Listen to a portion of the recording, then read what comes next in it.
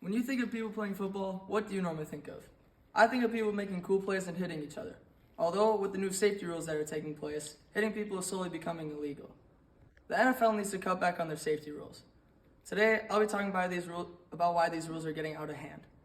It might sound crazy, but tackling people is slowly becoming illegal. Roughing the passer calls are not getting called the way it says that they should be in the rulebook. Roughing the passer prohibits defenders from committing such intimidating and punishing acts such as stuffing a passer into the ground, of unnecessarily wrestling, or driving him down after the passer has thrown the ball. Defenders are getting flagged for tackling a quarterback even with the ball.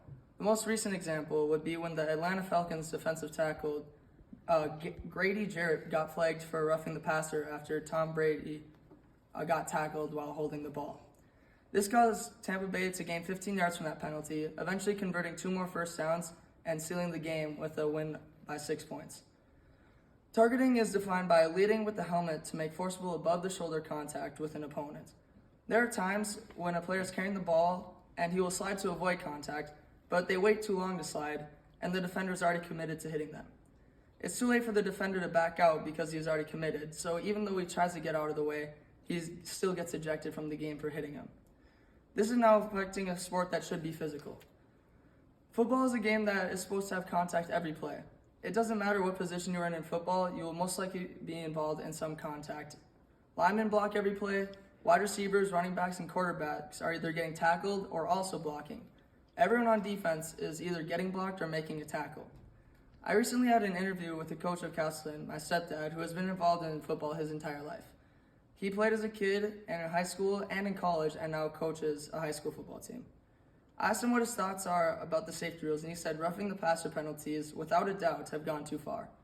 Although he feels the health and safety of the players is extremely important, he doesn't agree when the rules compromise the integrity of the game. The new rules are almost impossible not to violate, considering the mechanics of the athletes at this level. He brought up that there should be a review for each of the penalties to see how bad the hits actually are and if they are deserving of a punishment. Instead of trying to make the players safe by rules, they could improve the equipment. There should be newer equipment being made instead of the rules. There are so many concussions happening that maybe they should work on getting new helmets. 209 former NFL players that started playing football either before or after the 2001 season, or before or during the 2001 season, completed surveys in 2001, 2010, and 2019, saying how many concussions they have. 45.9% of them had more concussions than the first time. Instead of having the new rules, we could have new equipment to prevent all of these concussions. Today, we have gone through the main reasons why the NFL is becoming too soft. Although the NFL is trying to help the players by not getting hurt, they're making the game less entertaining. People love watching big hits, and players like to hit people hard too.